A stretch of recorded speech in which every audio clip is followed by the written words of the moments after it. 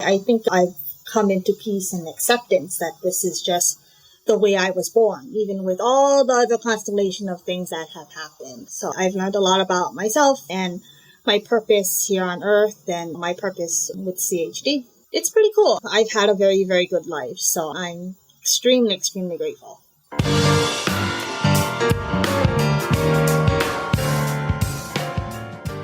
Welcome to Heart with Anna. I am Anna Jaworski and the host of your program. I'm also a heart mom. My son Alexander was born with a single ventricle heart. He is post-Fontan and will turn 27 years old in August of 2021. Today's show is heart warrior, psychologist, and author, and our guest is Joy Ogawa. We'll start today's program by learning a little bit about Joy and her medical condition in segment 1. In the second segment, we'll talk about her experience living with congenital heart disease or CHD. And in the final segment, we'll learn whether or not Joy's heart defect influenced her career choice. Joy was born in Hawaii with tetralogy of Fallot in 1979 and had an open heart surgery at 22 months of age. She considers herself lucky to have only experienced one surgery in her lifetime. Despite other health issues affecting her eyes, ears, abdomen, and her emotional well-being, Joy was able to participate in physical activities and complete her education and is now a psychologist working in corrections and public safety. Joy highlights her experience of living with CHD in her newly released, self-published, illustrated children's book, I Am a Heart Warrior. Welcome to Heart with Anna, Joy. Hi, Anna. Thanks for having me. I'm very happy to have you here. Let's start by talking about your congenital heart defect and where you had your first surgery. Sure. The heart murmur was picked up at birth by my pediatrician. And it was diagnosed by my pediatric cardiologist, a fabulous woman, the late Dr. Frances Nakamura. And she diagnosed me with, so my surgery was at Queen's Hospital in Honolulu, Hawaii. A lot of people don't think we have hospitals here in Hawaii, but we really do. We've attracted the best and the brightest, and I'm so, so grateful. I was 22 months old. I wasn't even 2 years old yet when I had my tetralogy of Fallot surgery. It was performed by Dr. Richard Mamiya, who I sent you a picture of. That picture was taken moments before I was taken into the operating room, and I had no clue. And I don't remember a thing about it. That's what's so strange. You were so young. I would be surprised if you did remember it because most of us don't have many memories of when we were 22 months of age.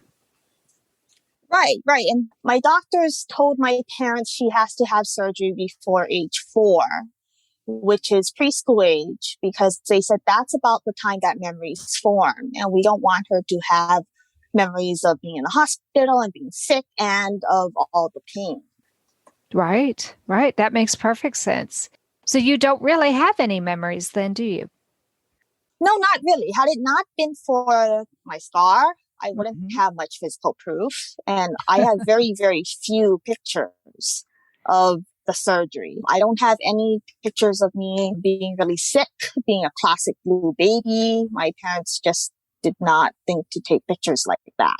Well, that was back in the 70s. We didn't all have phones that had cameras. Most of our phones were attached to the walls. At that time, that's true. Things were a little bit different technology-wise. I'm actually not too surprised that your parents don't have a whole lot of pictures from back then. I'm curious, were your parents told that you were fixed after your surgery?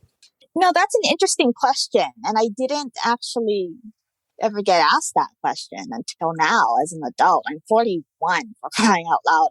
But in general, my parents never told me that I was fixed. And in fact, we never really talk about it at all. To this day, if I get curious about something, if I'm writing about it, or if I'm really having a bad day and I'm like, oh, I wonder if this is my heart, I'll ask my parents and they kind of brush it off. They're like, oh, we don't know, we don't remember, or, oh, I have to ask your father. They never really talked to me about it at all. Wow, that's kind of surprising, wouldn't you think? Yeah, I think it's because my poor parents, I'm an only child, so I don't think they expected this version of me. I think my mother blocked out a lot. I think my dad, being a dentist, he's a little more comfortable around medical things. I think he remembers more, but again, we never ever talk about it. I think it's because we're Asian. I don't know. That's a little joke. I don't really mean that. But yeah, no, it's curious. We never ever talked about it. I have to bring it up. Interesting. That's very interesting. Of course, you only had one surgery. Did you have many hospitalizations as a child? No. If anything, it was just same day surgery for my ears and my eyes. Yeah, I was extremely, extremely lucky amongst my peers. For one, that I survived the tetralogy of Fallot surgery, and two, that I only had that one surgery. But I was in and out of the hospital. I'm very used to being around hospitals and doctors for the different things that have come up in my life. Right. So you were saying in your bio that you've had eye issues and some other medical issues. Tell me about your eyes. What did you have wrong with your eyes? Well, I just think I was just born with quote unquote bad eyes. They were just really weak. It was hard for me to see. My eyes still to this day, they get really tired. If I have to read a lot, or if I have to stare at a screen for a long time. So I had that muscle relaxing surgery. Forgive me, I don't know the technical term of that. But I had lazy eyes. So you had eye surgery at 13. Yeah, it's a muscle relaxing surgery so that the pupil doesn't wander off and so that you can focus. Wow. You were a teenager. Was that really traumatic for you? The after part, yeah, because I had them both done at the same time. The summer, I think before the 7th grade. And so both my eyeballs were black and blue. Oh, wow. It was really sore. And I remember being at my auntie and my grandma's house in Hawaii on Oahu to recover. But it was great because I discovered The Real World, which was MTV's first reality series. And time passed, but it was really, really painful. I'm grateful I don't remember my open heart surgery because I can't imagine what the pain must have been like after that if my eyes are really sore. Well, yeah. And then you said you had problems with your ears as well. What have you had to have done to your ears? Well, just to finish up with the eyes, finally it was all solved when I had LASIK surgery because I had glasses. And then finally when my vision stabilized at age 21 and I was of age, I had LASIK eye surgery, which corrected my vision to 20/20. So I'm very grateful for that. So the one surgery actually was on the muscles of your eyes. Mm-hmm. But yes, then the LASIK surgery was on the eye itself.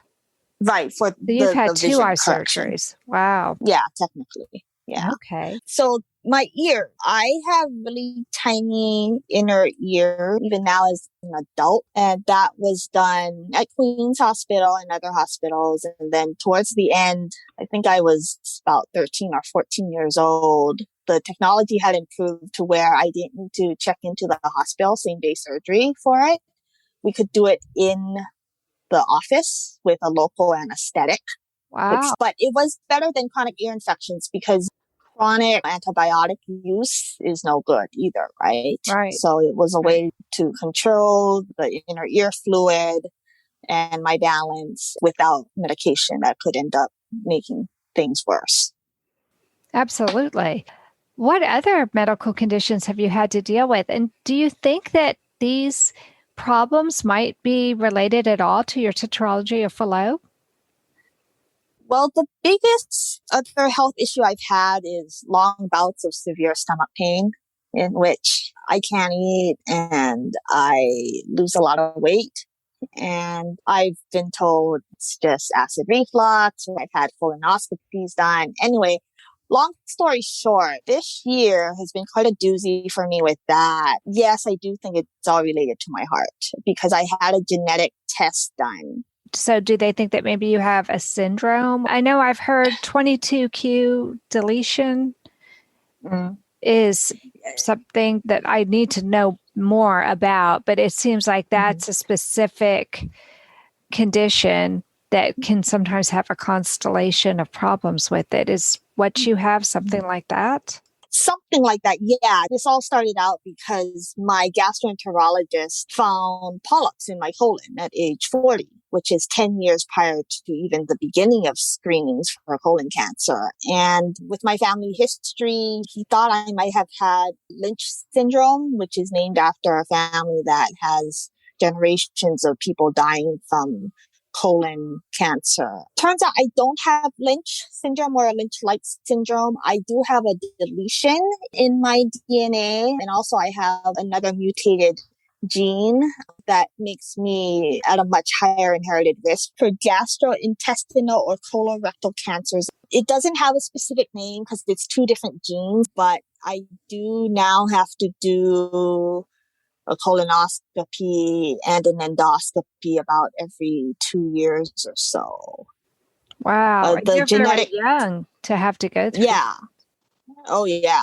I've had such severe bouts of abdominal pain over the last year and a half. That's completely unexplained. But interestingly, the genetic test could not conclusively conclude that my higher inherited risk to these types of cancers was due to my heart.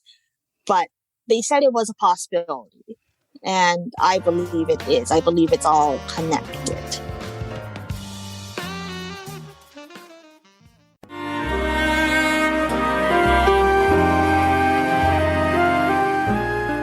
Home Tonight Forever by the Baby Blue Sound Collective. I think what I love so much about this CD is that some of the songs were inspired by the patients. Many listeners will understand many of the different songs and what they've been inspired by. Our new album will be available on iTunes, Amazon.com, Spotify. I love the fact that the proceeds from this CD are actually going to help those with congenital heart defects. Enjoy the music. Home Tonight Forever.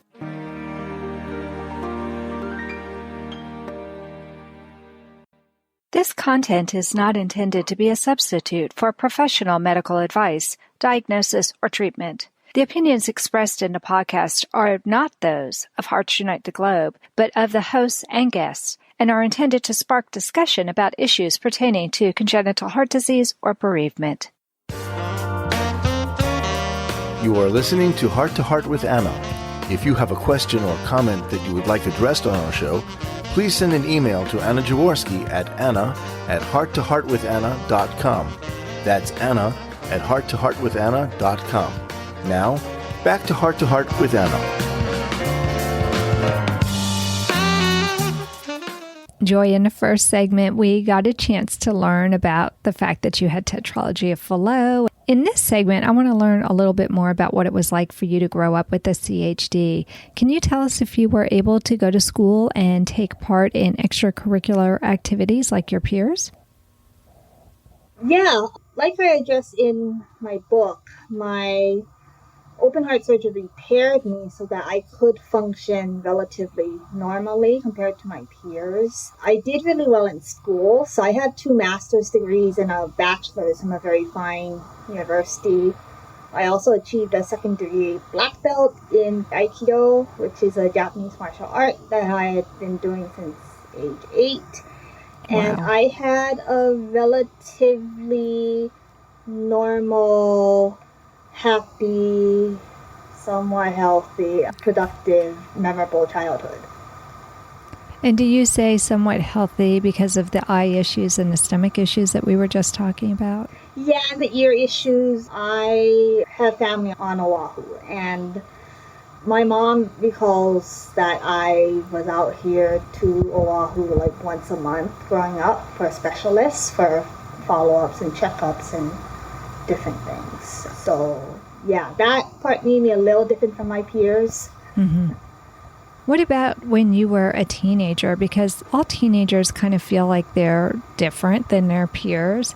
But I've spoken to enough heart warriors to know that the feeling of being different is exacerbated when you have a scar from open heart surgery. Did that affect you psychologically?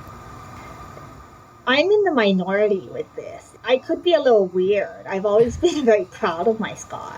From the time I think I was like 5 or something. I remember, when you're taking a bath and stuff and you look in the mirror, I was like, oh, cool. I always thought it was so cool. And then as a teenager, changing the locker room for gym in high school, yeah, that was a little weird, but there are other reasons for that. My scar was not something I was ever ashamed of. In fact, I would kind of like show it off. And my friends would be like, oh my God, gross. Put on your shirt. Like, no, it's really cool. Come here, feel it. Like, no, I don't want to touch it. So I never really felt different in a bad way. That's great. And I love that in your book, too. The little girl in your book, who I assume is you, didn't seem to be embarrassed about the scar at all. Yeah, and I might have an ego about it. If anything happens to my scar, like I get a little something on it, I get all mad. I love it. I would go jogging without a shirt on if it weren't for my panda bear tummy, just to show off my scar. But I scare so people funny. from that. Well, I love it that it's not something that you find embarrassing and that you wear it like a badge of honor. And I think you should, because not everybody who has a scar like that has survived to your age. So you go, girl. Thank you. And actually, we have to thank my surgeon for that, because he finished the entire scar instead of an intern. So it's nice and flat and even. That is nice. And it's grown and its skin tone has evened out as I grew. That's really nice, because I do know that there are some girls especially who have not had the prettiest scars, and sometimes they're a little bit lopsided, and sometimes they debate whether or not they need to go back in and have plastic surgery when they get older because they are embarrassed. But for you to have the surgeon work from beginning to end so that it would be consistent, that's really very sweet. Oh, yeah. Another reason I'm very grateful to him. Yeah, absolutely. Well, what has been your greatest challenge in growing up with a congenital heart defect? Well, I think, ironically, the greatest challenge is now with my CHD. Because as I get older, I'm more physically active now. And my energy ebbs and flows, and I have to realize I don't have the same cardiac stamina as my peers, which is very, very frustrating, because I'm really stubborn. Once I get into my head, I'm going to do this, and my body won't let me. Oh boy, it's a fight. It's very, very frustrating. I can totally relate. I just celebrated a birthday last month, and my body is letting me know that I'm older. Yeah, exactly. The whole lament of getting older, but with this extra element to it. Because sometimes I feel a lot older than I really am. Now, you said that you did Aikido, right? Yes. Is that something that you still keep up? Well, during the pandemic, no, because it's all face-to-face, right? Yeah, but in general, yes, I do. Aikido is a martial art, so it is physically challenging, but yet it's something I could do because it was in bursts of energy. It wasn't, It wasn't like an endurance sport. Right, right, exactly. It wasn't an endurance sport. I could do that. Now, is Aikido a throwing sport? I know my boys were in Taekwondo, and that's very different than Aikido. Aikido is a lot more self-defense. It was born out of World War II in Japan. So it's not combative, but what I liked about it was there was a lot of balance to it. So besides the arts, which does involve attacking and throwing, there was elements of meditation to calm. Kind of center yourself, maybe? Yeah, exactly. Yeah, center and balance yourself and let your attacker's energy kind of throw themselves, kind of a thing. You kind of throw it back at them. And yeah, so there was kind of a beauty to it. There was some kind of dancing energy or element to it. I bet that has helped you as you were growing up, having that sense of balance and being aware of your body and space. Oh yeah, absolutely, tremendously. The discipline of a martial art with its culture has helped me tremendously in a lot of ways.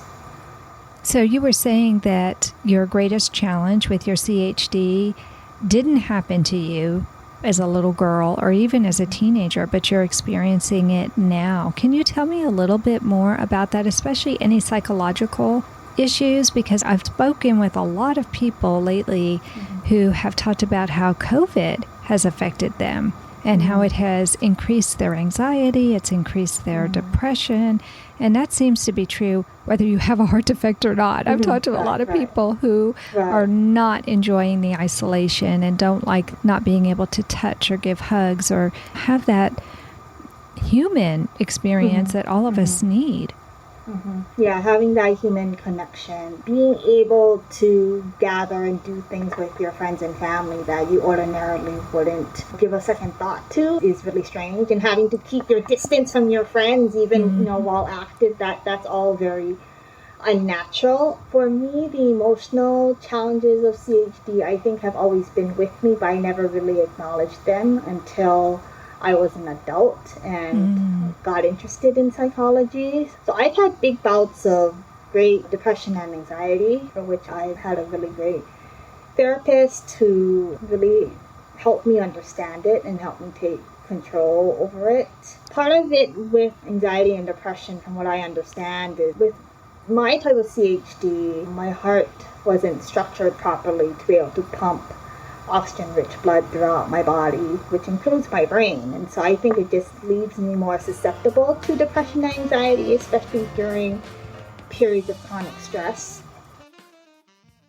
Anna Jaworski has written several books to empower the congenital heart defect, or CHD, community. These books can be found at Amazon.com or at her website, www.babyheartspress.com. Her bestseller is The Heart of a Mother, an anthology of stories written by women for women in the CHD community. Anna's other books, My Brother Needs an Operation, The Heart of a Father, and Hypoplastic Left Heart Syndrome, a handbook for parents, will help you understand that you are not alone. Visit babyheartspress.com to find out more.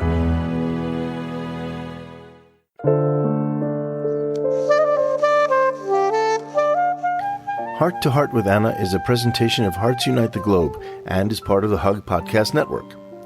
Hearts Unite the Globe is a non-profit organization devoted to providing resources to the congenital heart defect community to uplift, empower, and enrich the lives of our community members. If you would like access to free resources pertaining to the CHD community, please visit our website at www.congenitalheartdefects.com for information about CHD, the hospitals that treat children with CHD, summer camps for CHD survivors, and much, much more.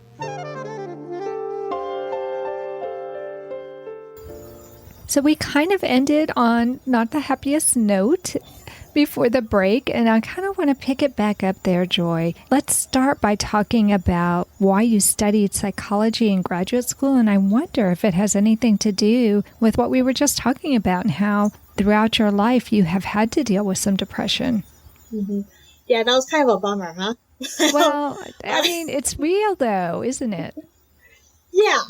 I think it's stuff that no one talks about. So let's see. So what led me to psychology? Well, I actually thought I was going to be a pediatric cardiothoracic surgeon like Dr. Mamiya, who saved me, because that was my model, right? And I come from a family of dentists, and I thought I'd somehow go into the medical field, but medical school is a long commitment. Then I had a very bizarre chiropractic neck injury in my early 20s, and I had a really great therapist, a psychiatrist, who was just so awesome. I mean, he drew cartoons for me of what my brain chemicals was doing, and he never pushed medication, and he was so supportive and informative and very gentle and caring. And I said, hey, you've really made a difference in my life all these years, and I want to do what you do. I want to still kind of be in the medical field and help people, but with my knowledge and my experience. That's wonderful. That's so beautiful. But how interesting that you thought you might be a cardiothoracic surgeon when you were younger. I just think that's delightful. My parents are probably going to laugh at that line. Like, ha ha, yeah, right. I could never have done it because I don't do well with blood. And there's a lot of blood involved in there's a lot of, and surgery and CHD. And yeah, you have to be able to have a much stronger stomach than what I do. So, yeah, I knew I was never going to be a surgeon. But I think it's really interesting how you got into psychology. And, the other thing I think that's interesting, Joy, is that you started to see a psychiatrist, it sounds like, from a young age. I wonder if it's because your parents were enlightened because they were well educated and they knew that that would be something that would help you, because nobody ever talked to me about taking my son to a psychiatrist or a psychologist. And I would imagine that probably most heart warriors, if not most people overall, would benefit from seeing a psychologist or a psychiatrist at some point in their lives. To clarify, and I apologize for this impression, I didn't see a psychiatrist for sleep problems or anxiety and depression until I was like 25, and that was on my own, following the chiropractic neck injury. But you're right, prior to that, I had seen different types of talk therapists, so psychologists, on and off through the years. And it was actually always me. My parents, I think, were a little like, oh my God, what's wrong with her? I think they thought I was a little too emotional and too brainy for my age. I don't think they really quite knew what to expect, but I sought out different types of therapists over the years by myself, just because I was interested, and I'm like, something is wrong with me. Help me. And it turned out, I think it was just everyday stuff, but a lot of it, I think, had to do with my heart and just emotionally, psychologically. Okay, I have this scar. I could have died when I was a baby. What does all that mean? And but I think talk therapy really does help. It can help a lot of people with a variety of things. You don't need to have CHD to talk to someone. Right. Yeah, I would agree. I'm impressed that your parents heard your plea for help and didn't ignore you or think she's just emotional, but that, hey, if she's asking for it, then she probably needs it, and they honored you. Yeah, I think they just had to realize that, I think, being born with a heart condition, I would need specialized care for the rest of my life. And that included emotional, psychological, because I was very fortunate. They got me ear specialists and eye specialists and, every other body part specialist could think of. Yeah, that's actually a lot to deal with, Joy. Well, I think it's all wraparound care. I think you have to address everything, but be consistent about it. Yeah, find people who can help you and not steer you down the wrong path. Right. So it sounds like you were going through a lot of different transitions with your eyes and your ears, and your heart transition actually happened really early. But because of that scar, it sounds like it was something that left a lasting impression on you and caused you to be a little bit more introspective. Do you feel that it's important to introspectively look at your life as a heart warrior? Yeah, I think so, but not too much. My psychiatrist told me, yes, you are very introspective, but that can be a little dangerous. You have to know when to stop, but yet you have to learn balance. When do I listen to what's going on, and when is it just too much? I think I'm naturally introspective, which I think is part of the writing outlet, thankfully, that I have. Well, let's talk about that next. So what caused you to want to write your book? Well, I always thought it'd be a really cute little illustrated kids book. Me as a kid having my surgery, because I do have those pictures. I only have a few pictures from my surgery and being in the hospital. And like a lot of kids, when you look back on your baby pictures, you think, wow, I was cute.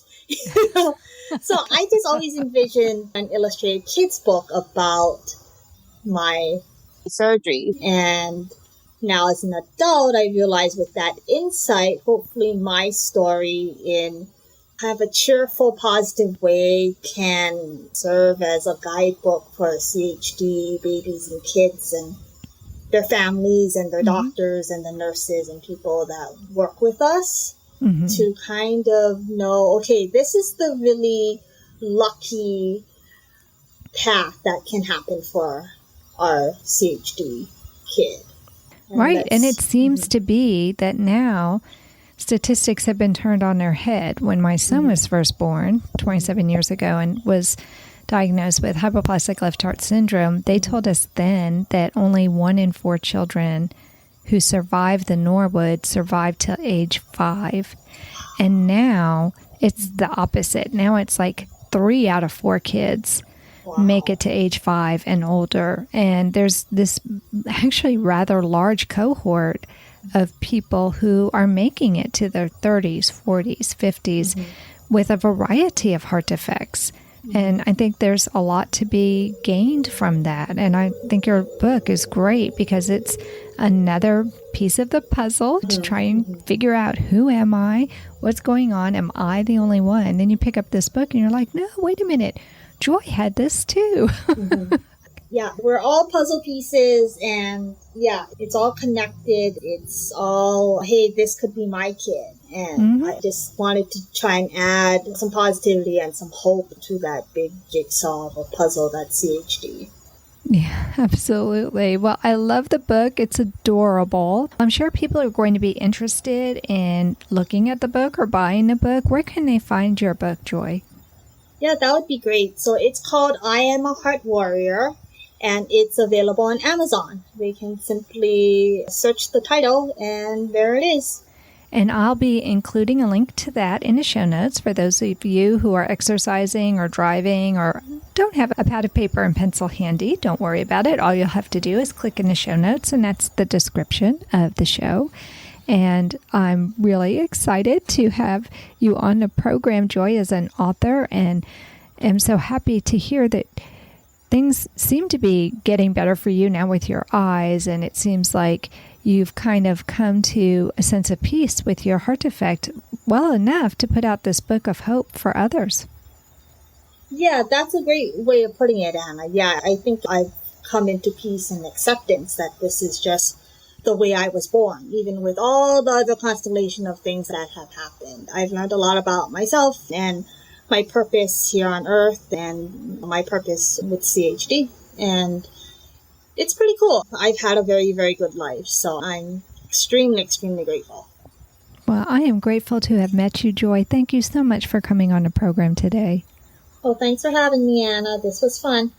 It was fun. And we'll have to have you come back on the show later if you find that heart and belly buddy.